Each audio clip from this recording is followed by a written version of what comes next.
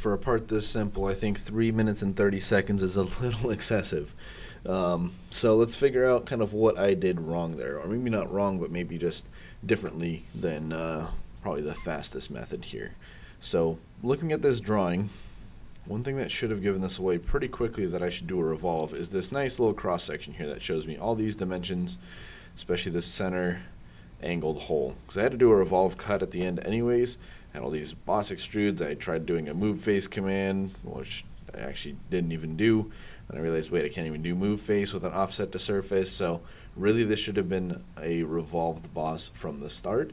I just kind of immediately jumped into making this hexagonal shape without thinking about it too much. So in this case, the faster way, rather than making all these separate, circular boss extrudes, would just be to cut this model like this and just make this sketch, and actually not even model in this fillet, just do the sketch of here, straight up, and then out and down. And then in a second sketch, go ahead and make the hexagonal boss, and then third, add the fillet.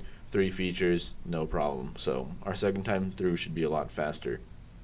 Other than that, there's not too much here that's really going on.